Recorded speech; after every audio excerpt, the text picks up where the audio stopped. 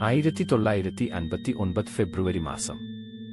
Soviet യൂണിയനിലെ Ural മലനിരകളിൽ നടന്ന ഒരു സംഭവം ഇന്നും ലോകത്തെ അത്ഭുതപ്പെടുത്തിക്കൊണ്ടിരിക്കുന്നു. പരിചയസമ്പന്നരായ 9 ഹൈക്കർമാർ ഒരു മലകയറ്റ യാത്രയ്ക്ക് പോയി. എന്നാൽ അവർ ഒരിക്കലും ജീവനോടെ തിരിച്ചെത്തിയില്ല. അവർ താമസിച്ചിരുന്ന ടെന്റ് അകത്ത് നിന്ന് കത്തി ഉപയോഗിച്ച് കീറിയ നിലയിലായിരുന്നു. പുറത്ത് കനത്ത മഞ്ഞുവീഴ്ചയും -40 ഡിഗ്രി വരെ എത്തുന്ന തണുപ്പും. എന്നിട്ടും അവർ ചെരുപ്പോ മതിയായ വസ്ത്രമോ ഇല്ലാതെ രാത്രിയിൽ പുറത്തേക്ക് ഓടിപ്പോയിരുന്നു. എന്താണ് അവരെ അതിന് നിർബന്ധിതരാക്കിയത്? എന്തുകൊണ്ടാണ് അവർ മരണത്തിലേക്ക് നടന്നത്? ഇതാണ് ലോകപ്രശസ്തമായ ദ്യാറ്റ്ലോവ് പാസ് ദുരൂഹത.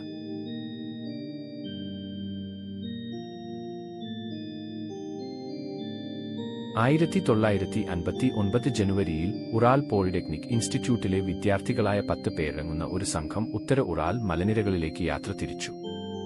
സംഘത്തെ നയിച്ചത് 23 വയസ്സുള്ള ഇഗോർ ദ്യാറ്റ്ലോവ് ആയിരുന്നു.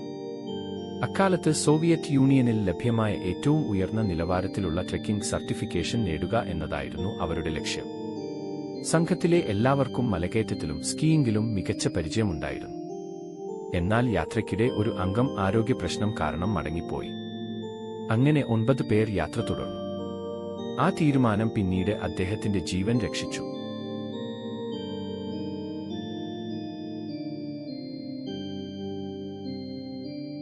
ആയിരത്തി 1959 ഫെബ്രുവരി 1-ാം തീയതി സംഘം കൊലാത് സ്യാക്കിൽ എന്ന മലയുടെ ചെരുവിൽ ക്യാമ്പ് സ്ഥാപിച്ചു. പ്രാദേശിക ഭാഷയിൽ ഈ മലയുടെ പേരിന്റെ അർത്ഥം മരിച്ചവരുടെ മല എന്നാണ്. അന്ന് രാത്രി അവർ ടെന്റിൽ വിശ്രമത്തിനായി കിടന്നു. പക്ഷേ ആ രാത്രിയിൽ എന്തോ സംഭവിച്ചു.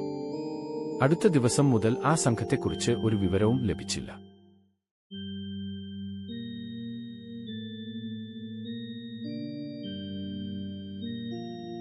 സംഘം തിരികെ എത്തേണ്ട തീയതി കഴിഞ്ഞിട്ടും ആരും തിരിച്ചെത്തിയില്ല. അതോടെ രക്ഷാപ്രവർത്തകർ തിരച്ചിൽ ആരംഭിച്ചു. ദിവസങ്ങൾക്കു ശേഷം അവർ ക്യാമ്പ് കണ്ടെത്തി. എന്നാൽ അവിടെ കണ്ട കാഴ്ചകൾ എല്ലാവരെയും ഞെട്ടിച്ചു. ടെന്റ് പുറത്തുനിന്നല്ല, അകത്തു നിന്നാണ് കീറിയിരുന്നത്. അതിനർത്ഥം അകത്തുണ്ടായിരുന്നവർ അടിയന്തരമായി രക്ഷപ്പെടാൻ ശ്രമിച്ചു എന്നാണ്. ടെന്റിനുള്ളിൽ ഭക്ഷണവും വസ്ത്രങ്ങളും ചെരുപ്പുകളും എല്ലാം അവിടെ തന്നെയുണ്ടായിരുന്നു. പക്ഷേ ആളുകൾ കാണാനില്ല.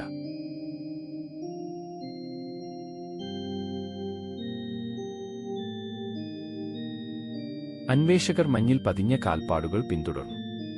കുറച്ച് ദൂരെ ഒരു കാടിനരികിൽ 2 മൃതദേഹങ്ങൾ കണ്ടെത്തി. അവർ തീ കത്തിക്കാൻ ശ്രമിച്ചതിന്റെ തെളിവുകളും അവിടെ ഉണ്ടായിരുന്നു. അടുത്ത ദിവസങ്ങളിൽ കൂടുതൽ മൃതദേഹങ്ങൾ കണ്ടെത്തി.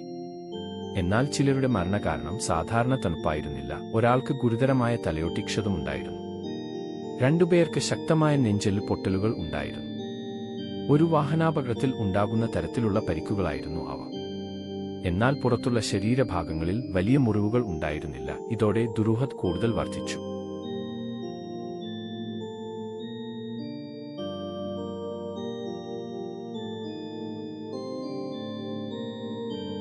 മെയ് മാസത്തിൽ കണ്ടെത്തിയ 4 മൃതദേഹങ്ങളിൽ ചിലരുടെ മുഖഭാഗങ്ങൾ കേടുപാടുകൾ സംഭവിച്ചിരുന്നു.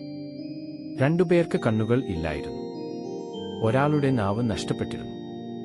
ഇത് കേട്ടപ്പോൾ പലരും അസ്വാഭാവിക ശക്തികളെയാണ് സംശയിച്ചത്.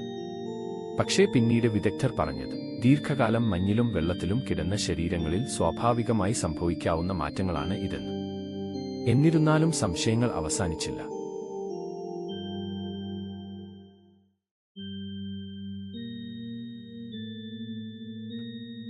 വർഷങ്ങളായി അനേകം സിദ്ധാന്തങ്ങൾ ഈ സംഭവത്തെ ചുറ്റിപ്പറ്റി ഉയർന്നു. ചിലർ പറഞ്ഞു അത് ഏലിയൻ ആക്രമണമായിരുന്നെന്ന്. ചിലർ രഹസ്യ സൈനിക പരീക്ഷണങ്ങളെ കുറ്റപ്പെടുത്തി. മറ്റു ചിലർ യെറ്റി എന്ന ജീവിയുടെ ആക്രമണമാണെന്ന് വിശ്വസിച്ചു. ആകാശത്ത് വിചിത്രമായ പ്രകാശഗോളങ്ങൾ കണ്ടതായി ചില റിപ്പോർട്ടുകളും ഉണ്ടായിരുന്നു. എന്നാൽ ഇവയിൽ ഒന്നിനും വ്യക്തമായ തെളിവുകൾ ലഭിച്ചില്ല.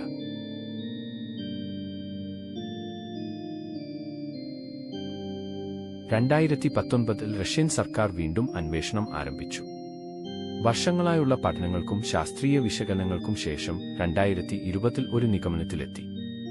ഒരു പ്രത്യേക തരത്തിലുള്ള മഞ്ഞിടിച്ചിൽ സംഘത്തെ ഭയപ്പെടുത്തുകയും ടെന്റ് ഉപേക്ഷിക്കാൻ നിർബന്ധിതരാക്കുകയും ചെയ്തിരിക്കാമെന്നാണ് അന്വേഷണ റിപ്പോർട്ട് പറഞ്ഞത്. കടുത്ത തണുപ്പിലും മോശം ദൃശ്യപരതയിലും അവർ വഴിതെറ്റി. തുടർന്ന് ഹൈപ്പോതെർമിയും ഗുരുതര പരിക്കുകളും മരണത്തിലേക്ക് നയിച്ചു. 2021 പ്രസിദ്ധീകരിച്ച ശാസ്ത്രീയ പഠനവും ഈ സാധ്യതയെ പിന്തുണച്ചു.